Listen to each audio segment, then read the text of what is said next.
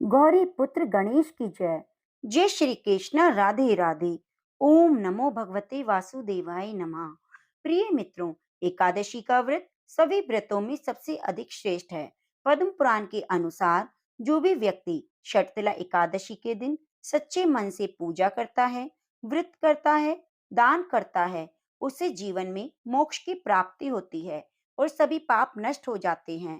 पुराणों में बताया गया है, जितना पुण्य कन्यादान, हजारों वर्षों की तपस्या और स्वर्ण दान से मिलता है, उससे भी अधिक फल एकमात्र शर्तिला एकादशी से मिलता है। इस व्रत को करने से घर में सुख शांति आती है और सभी पाप नष्ट हो जाते हैं। शर्तिला यानी तिलों का 6 प्रकार से प्रयोग करना। पहला, तिल मिश्रित जल से स्नान करना। दूसरा, तिल के तेल से मालिश करना। तीसरा, तिल से हवन करना। चौथा, तिल वाले पानी का सेवन करना। पांचवा, तिल का दान करना।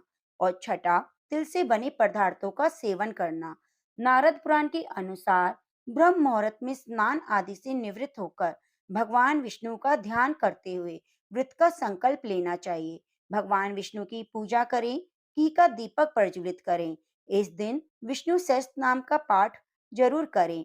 इस दिन भगवत गीता के किसी भी अध्याय का पाठ करना बहुत ही फलदायी होता है। भगवान विष्णु को तिल से बने मिष्ठान का भोग लगाएं। माघ मास में जितना तिल का दान करेंगे, उतने हजारों वर्षों तक स्वर्ग में रहने को मिलता है। भगवान को भोग में, पूजन में तुलसी जरूर लें। ध्यान रखें, एकादशी को तुलसी ना तोड़ें। पहले से ही रखी हुई तुलसी से भोग लगाएं। एकादशी को तुलसी में जल भी नहीं देना चाहिए, केवल दीपक ही प्रज्वलित करना चाहिए। कहा जाता है, एकादशी के दिन स्वयं तुलसी माता भी भगवान विष्णु की सेवा में लीन रहती है। प्रिय मित्रों, अब श्रवण करते हैं शर्तिला एकादशी की बहुत ही दुर्लभ और पवित्र कथा। क्योंकि कहा जाता है, कोई भी व्रत बिना कथा के अधूरा है। जब तक हम कथा का श्रवण नहीं करते, हमें पूरा फल उस व्रत का नहीं मिलता। भगवान विष्णु के चरणों का ध्यान करते हुए रसपान करते हैं। शर्तिला एकादशी की व्रत कथा। कथा शुरू करने से पहले आप वीडियो को लाइक जरूर कीजिए और कथा को पूरा अवश्य सुने। एक समय दालभय ऋषि ने पुलस्त्य ऋषि से पूछा, हे महाराज, पृथ्वी लोक में मनुष्य ब्रह्म हत्यादि महान पाप करते हैं। पराये धन की चोरी और दूसरे की उन्नति देखकर ईर्ष्या करते हैं। साथ ही अनेक प्रकार के व्यसनों में फंसे रहते हैं, फिर भी उनको नरक प्राप्त नहीं होता। इसका क्या कारण है? वे न जाने कौन सा दान पुण्य करते हैं जिससे उनके पाप नष्ट हो जाते हैं। ये सब आप बताइए। पुलस्त्य मुनि कहने लगे, हे महाभाग, आपने मुझसे अत्यंत गंभीर प्रश्न पूछा है। इससे संसार के जीवों का अत्यंत भला होगा। इस भेद को ब्रह्मा, विष्णु, रुद्र और इंद्र भी नहीं जानते, परंतु मैं आपको यह गुप्त तत्व अवश्य बताऊंगा। उन्होंने कहा, माघ मास लगते ही मनुष्य को स्नान आदि करके शुद्ध रहना चाहिए। इंद्रियों को वश में करके काम, क्रोध, लोभ, मोह, अहंकार, ईर्ष्या और द्वेष त्याग कर भगवान का शमन करना चाहिए। पुष्य नक्षत्र में गोबर, कपास, तिल मिलाकर उनके कंडे बनाने चाहिए। उन कंडों से 108 बार हवन करना चाहिए। उस दिन मूल नक्षत्र हो, एकादशी तिथि हो, तो अच्छे पुण्य देने वाले नियमों को ग्रहण करना चाहिए। स्नान आदि क्रिया से निवृत्त होकर सब देवताओं के देव श्री भगवान का पूजन करें। एकादशी व्रत धारण करें। रात्रि को जागरण करें। उसके दूसरे दिन धूप, दीप, नैवेद्य आदि से भगवान का पूजन करके खिचड़ी का भोग लगाएं। उसके बाद पेठा, नारियल, सीताफल, ये सुपारी का अर्घ देकर स्तुति करनी चाहिए। हे भगवान, आप दीनों को शरण देने वाले हैं। इस संसार सागर में फंसे हुए का उद्धार करने वाले हैं। हे नारायण, हे विश्वभावन, हे सुब्रह्मण्य, हे पूर्वज, हे जगतपते, आप लक्ष्मी जी सहित इस तुच्छ अर्घ को ग्रहण करें। इसके बाद जल से भरा हुआ घड़ा ब्राह्मण को दान करें। ब्राह्मण को श्यामा गो तिल पात्र देना भी उत्तम है। तिल स्नान और भोजन दोनों ही श्रेष्ठ हैं। इस प्रकार जो मनुष्य जितने तिलों का दान करता है, उतने ही हजार वर्ष स्वर्ग में वास करता है। शर्तिला एकादशी का मतलब ही तिलों का 6 प्रकार से प्रयोग करना है। एक समय नारद जी ने भगवान विष्णु से छठतिला एकादशी के संबंध में प्रश्न किया। भगवान ने छठतिला एकादशी का महात्म्य नारद जी से कहा, वह सुनिए। भगवान ने नारद जी से कहा, हे नारद, मैं तुमसे सत्य घटना कहता हूँ, ध्यान पूर्वक सुनो। प्राचीन काल में मृत्यु लोक में एक ब्राह्मणी रहती थी। वह सदैव व्रत क्या करती। एक समय वह 1 मास तक व्रत करती रही। इससे उसका शरीर बहुत ही दुर्बल हो गया। वह बुद्धिमान थी, तथापि उसने कभी भी देवताओं और ब्राह्मणों के निमित्त अन्न और धन का दान नहीं किया। इससे मैंने सोचा कि ब्राह्मणी ने व्रत आदि करके अपना शरीर तो शुद्ध कर लिया है, अब इसे विष्णु लोक तो मिल जाएगा, परंतु इसने कभी भी अन्न का दान नहीं किया, इससे इसकी तृप्ति नहीं होगी। भगवान ने आगे कहा, ऐसा सोचकर मैं भिखारी के वेश में मृत्यु लोक में उस ब्राह्मणी के पास गया, उससे भिक्षा मांगी। वे ब्राह्मणी बोली, महाराज, किस लिए आए हो। मैंने कहा, मुझे भिक्षा चाहिए। इस पर उसने एक मिट्टी का ढेला मेरे भिक्षा पात्र में डाल दिया। मैं उसे लेकर स्वर्ग में लौट आया। कुछ समय बाद वह ब्राह्मणी शरीर त्याग कर स्वर्ग में आई।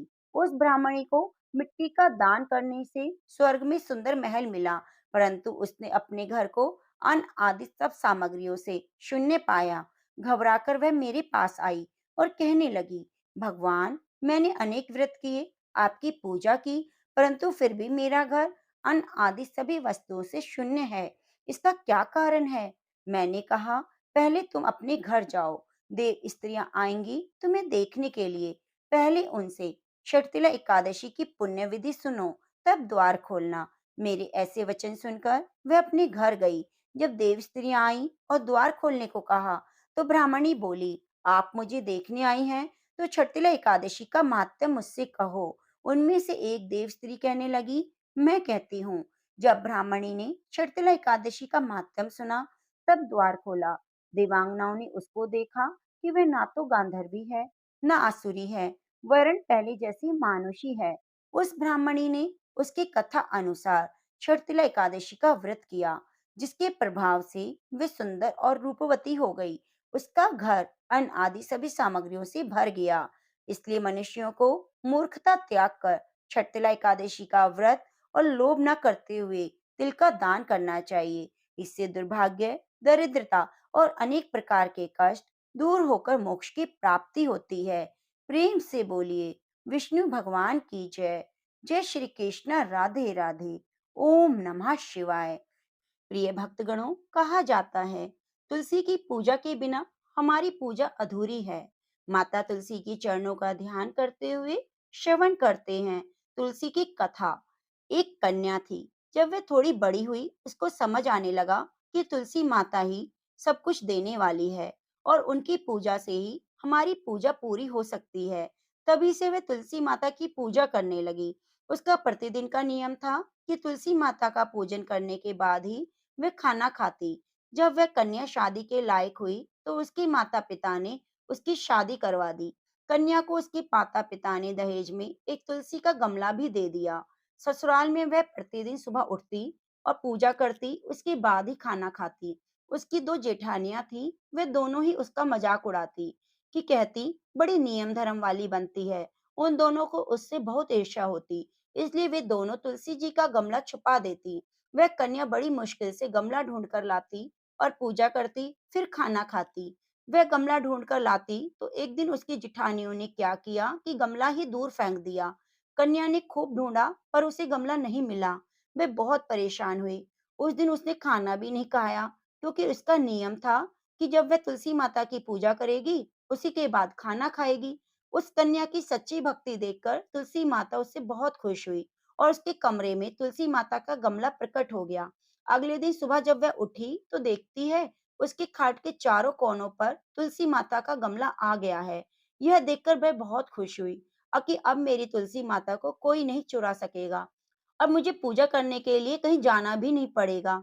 कोई मेरी तुलसी को फेंक भी नहीं सकेगा। वह सुबह जल्दी उठी, स्नान किया, पूजा करने के बाद वह खाना खाने बैठ गई। तो उसकी जिठानियों ने मजाक करने लगी, लो देवरानी जी का नियम धर्म पूरा हो गया। उससे पूछती हैं, क्या तुलसी की पूजा कर ली। देवरानी धीरे से बोलती है, हाँ कर ली।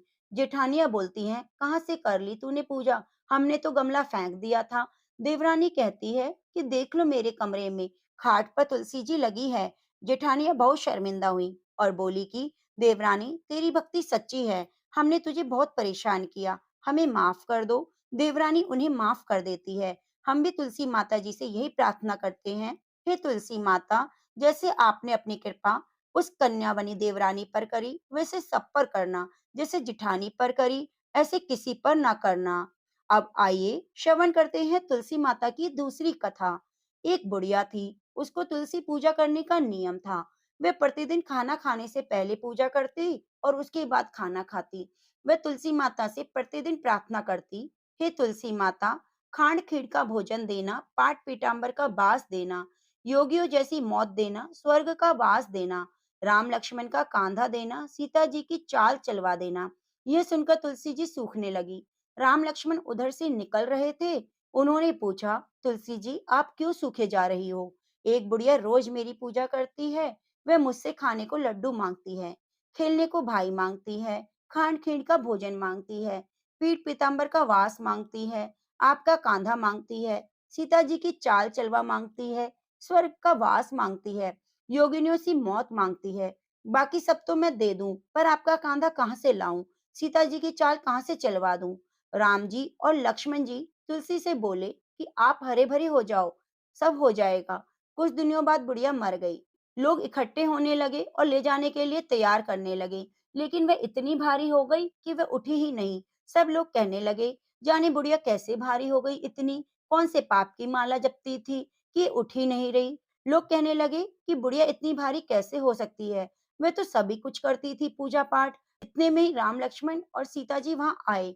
सीता जी ने चाल चलवा दी, राम लक्ष्मण ने कांधा दिया और बुढ़िया तो सीधा बैकुंठ धाम को पहुंच गई। हम भी तुलसी माता से यही प्रार्थना करते हैं, हे तुलसी माता, आपने जैसी गति उस बुढ़िया माई को दी, ऐसे अपने प्रिय भक्तों को देना। प्रेम से बोलो, जय तुलसी माँ, जय लक्ष्मी नारायण, जय माँ गंगा, ओम नमः शिवाय। नारद पुराण के अनुसार गंगा के समान कोई तीर्थ नहीं, माता के समान कोई गुरु नहीं। जिस प्रकार देवताओं को अमृत, पितरों को स्वधा, नागों को सुधा तृप्ति कारक है, उसी प्रकार मानव को गंगा जल। शास्त्रों में कहा गया है, पूजा पाठ हवन कीर्तन से भगवान विष्णु उतने प्रसन्न नहीं होते जितने माघ मास में किसी पवित्र नदी में स्नान करने से प्रसन्न होते हैं। जो फल कार्तिक मास में पूजा पाठ से, पौष मास में दान करने से होता है, वही फल माघ मास में सिर्फ 3 दिन किसी पवित्र नदी या तालाब में स्नान करने से मिलता है। एक ब्राह्मण ब्राह्मणी थे। वे गंगा जमुना नहाने के लिए 7 कोस पैदल चलकर जाते, जिससे ब्राह्मणी बहुत थक जाती। एक दिन ब्राह्मणी बोली, यदि हमारा कोई बेटा होता तो घर में बहू आती, घर में सारा काम करा हुआ मिलता, खाना बना मिलता, कपड़े धुले मिलते। ब्राह्मणी की बात सुनकर ब्राह्मण बोला, तूने बड़ी बात कही, ला मैं तेरे लिए बहू ला देता हूँ। तू एक पोटली में चून बांध दे, उसमें थोड़ी सी अशर्फी मोहर डाल दे। ब्राह्मणी ने ऐसा ही किया। पोटली लेकर ब्राह्मण चल दिया। कुछ दूरी पर जमुना जी के किनारे लड़कियां अपने अपने मिट्टी के घर बना बनाकर खेल रही थीं। वहीं एक लड़की बोली, मैं तो अपने घर नहीं बिगाड़ती, मुझे तो ये रहने के लिए चाहिए। वही लड़की ब्राह्मण के मन को भा गई। ब्राह्मण मन में सोचने लगा कि यह लड़की कितनी समझदार है। वह उस लड़की के पीछे चल दिया। जब लड़की अपने घर पहुंची तो ब्राह्मण उससे बोला, बेटी मैं भूखा हूँ, अपनी माँ से पूछो क्या वह मुझे 4 रोटी देगी। माघ का महीना है, मैं किसी के घर की रोटी नहीं खाता, परंतु मेरे पास यह चून है, अपनी माँ को दे दो और कहना इसे छान लेगी। लड़की ने कहा, ठीक है बाबा, आप यहाँ बैठिए। अंदर जाकर लड़की ने अपनी माँ से कहा, माँ बाहर एक बाबा आए हैं, उनके लिए रोटी बना दो, ये आटा भी छान लेना। माँ ने आटा छाना, उसमें मोहर अशर्फी निकली। माँ सोचने लगी, जिसके आटे में इतनी अशर्फी हैं, उसके घर में कितनी अशर्फी होंगी। जब ब्राह्मण रोटी खाने बैठा तो माँ बोली, बाबा क्या तुम अपने बेटे की सगाई करने जा रहे हो? ब्राह्मण ने कहा, मेरा लड़का तो काशी जी पढ़ने गया हुआ है। अगर तुम कहो तो खंडे कटारे से तुम्हारी लड़की को ब्याह कर ले जाऊं। माँ बोली, अच्छी बात है। ब्राह्मण उसे ब्याह कर ले आया। घर आकर ब्राह्मण बोला, रामू की माँ, किवाड़ खोल, देख मैं तेरे लिए बहू लाया हूँ। ब्राह्मणी बोली, दुनिया तो बोली मारती है, आप भी मारने लगे। हमारे तो 7 जन्म भी बेटा नहीं हो सकता, बहू कहाँ से आएगी? ब्राह्मण ने कहा, नहीं तो दरवाजा खोल। ब्राह्मणी ने दरवाजा खोलकर देखा तो सचमुच सामने बहू खड़ी थी। सास आदर के सम्मान के साथ बहू को अंदर ले आई। अब तो ब्राह्मण और ब्राह्मणी नहाने जाते, पीछे से बहू सारा काम करती, खाना बनाती, कपड़े धोती, वापस आने पर उनकी सेवा करती। इस तरह बहुत समय व्यतीत हो गया। सास बोली, बहू चूल्हे की आंच बुझने न दीजो, मटके का पानी खत्म न होने पाए। एक दिन चूल्हे की आंच बुझ गई। बहू भागकर पड़ोस के घर गई। पड़ोसन से बोली, मेरे चूल्हे की आंच बुझ गई है, मुझे थोड़ी सी आंच दे दो। मेरे सास ससुर आते ही होंगे, सुबह 4 बजे के, गंगा जमुना नहाने गए हुए हैं। पड़ोसन बोली, तू तो बावली है, तुझे तो यूं ही कहकर उठा लाए। इनके तो 7 जन्म तक कोई बेटा नहीं है। बहू बोली, इनका बेटा तो काशी जी पढ़ने गया है। पड़ोसन ने कहा, नहीं, ये झूठ बोल रहे हैं। बहू ने पड़ोसन से पूछा, अब मैं क्या करूं? पड़ोसन ने कहा, अब वो आए तो उन्हें जली हुई रोटी देना, अलूनी दाल देना, खीर की कलछी दाल में और दाल की कलछी खीर में कर देना। उसने ऐसा ही किया। सास ससुर आए, बहू ने ना तो आदर सत्कार किया और ना ही उनके कपड़े लिए, सीधा उनके लिए खाना परोस दिया। खाना देखकर सास बोली, बहू ये क्या है? ये तो जली हुई रोटी है, अलूनी दाल है। बहू बोली, सासू जी खा लो, अगर एक दिन ऐसा खाना खा लोगी तो कुछ नहीं होगा, मुझे तो जीवन भर अलूनी रहना है। सासू ने सोचा, बहू को पड़ोसन की सीख लग गई। रात को तो बहू सो गई। सुबह होते ही फिर पड़ोसन के पास गई। बोली, अब क्या करूं? पड़ोसन ने कहा, अब तू सातों कोठों की चाबी मांग ले। जब सास ससुर नहाने के लिए जाने लगे तो बहू अकड़कर उनके सामने खड़ी हो गई और बोली, बाद में जाना, पहले मुझे सातों कोठों की चाबी दे दो।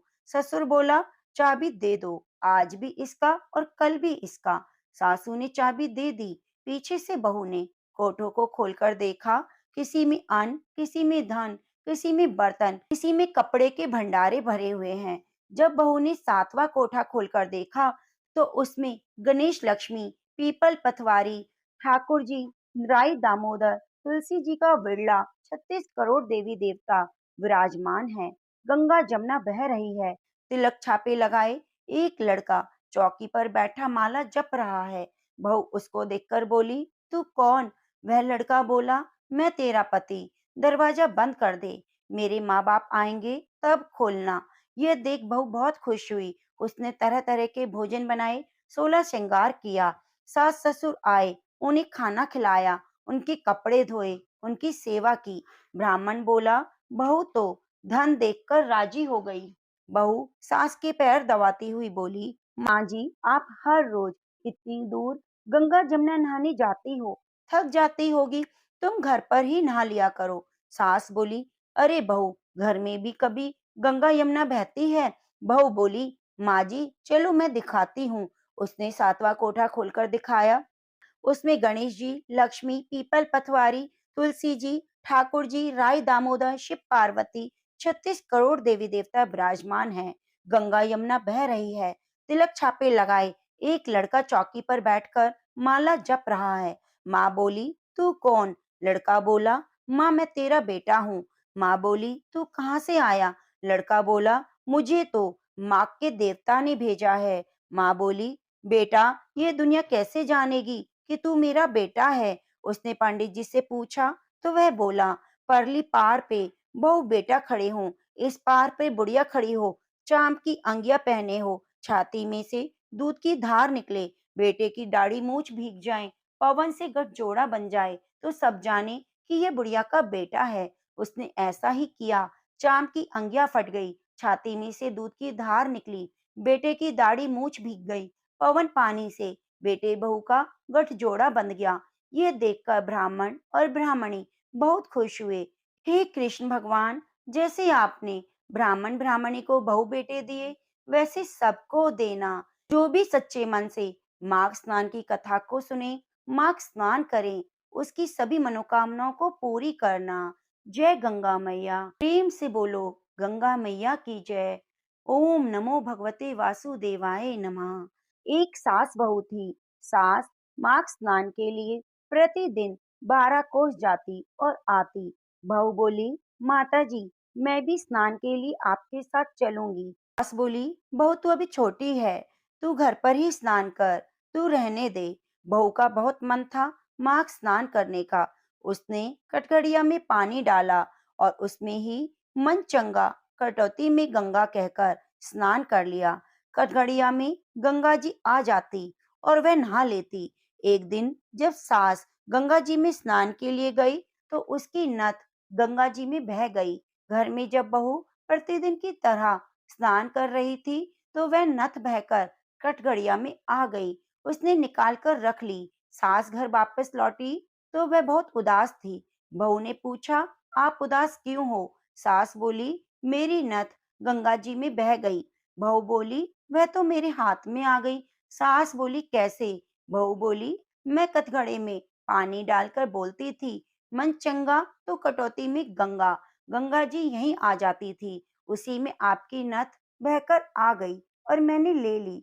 जैसे सास को आई, किसी को ना आना, बहू को आई, सबको आइयो। कहते सुनते हुंकारा भरते को आइयो। प्रेम से बोलो, गंगा मैया की जय, कृष्ण भगवान की जय। ओम नमः शिवाय। प्रिय मित्रों, अब श्रवण करेंगे नित्य की कथा। माँ बेटी थी, वह प्रतिदिन नित्य की कहानी कहा करती। एक दिन बेटी ने कहा, माँ, मैं नित्य की कहानी कहूंगी। माँ बोली, बेटी, ससुराल में कौन तेरी कहानी सुनेगा? परंतु बेटी ने जिद कर नित्य की कहानी कही। उसकी शादी हुई, ससुराल गई। वहां वह सबसे कहती, मेरी कहानी सुन लो। परंतु सभी कोई न कोई बहाना मारकर उसे टाल जाते, कहानी ना सुनते, जिससे वह भूखी रहती। एक दिन पड़ोसन बोली, मैं तेरी कहानी सुनूंगी। वह आती, कहानी सुनती और बहू खाना खा लेती। एक दिन ननंद ने अपनी माँ से कहा, माँ, भाभी हमारे कहने पर तो खाना नहीं खाती, परंतु पड़ोसन के कहने पर खा लेती है। माँ ने कहा, तू उसे मना कर दे। उसने वैसा ही किया। बहू ने अपने पति से कहा कि पति ने कहा, अगर माँ मना करे तो मत जाना। अब माँ ने भी मना कर दिया। अब तो कोई भी उसकी कहानी नहीं सुनता। वे फिर से भूखी रहती। एक दिन ससुर ने सास से पूछा, बहू ठीक तो है? सास ने कहा, ठीक तो है, लेकिन खाना नहीं खाती। ससुर ने कहा, घर का काम करके थक जाती होगी, तभी खाना नहीं खाती। उससे घर के काम मत करवाओ। सास ने कहा, काम न करवाने पर भी नहीं खाती। धर्मराज का आसन डोला। उसने कहा, इस नगरी में कौन है जो भोजन नहीं करता? उसे बुलाओ। स्वर्ग से विमान जब बहू को लेने आया तो सास बोली, बहू मैं तेरे साथ चलूंगी। बहू ने कहा, आपको तो बहुत काम था, मेरी कहानी सुनने का समय नहीं था। जेठानी ने कहा तो बहू ने कहा, आपको तो मालिक का खाना बनाना है। ननंद ने कहा तो बहू कहने लगी, तुम्हें तो गुड्डे गुड़ियों से खेलने का समय नहीं मिलता था। पड़ोसन बोली, मैं चलूंगी। तो बहू ने कहा, हाँ तुम चलो, तुमने ही मेरी नित्य की कहानी सुनी थी। वे अपने मालिक के पास गई। मालिक बोला, तू तो बड़ी भाग्यवान है, लोग तो मरने के बाद स्वर्ग जाते हैं, तू तो जीते जी स्वर्ग जा रही है। वह चली गई। इस तरह पास पड़ोस का सुख दुख सुनते सुनाते मिलजुल कर रहना चाहिए। प्रेम से बोलो, जय श्री कृष्णा, राधे राधे। ओम नमः शिवाय। गंगा मैया की जय। माघ मास की जय। प्रिय मित्रों, श्रवण करते हैं गंगा जमुना की पवित्र कथा। एक गंगा जी थी, एक जमुना थी। दोनों बहनें एक साहूकार के खेत में जा रही थी। जमुना ने 12 दाने जौ के खेत से तोड़ लिए। गंगा बोली, बहन, यह तो चोरी हो गई, तुझे तो पाप लग गया।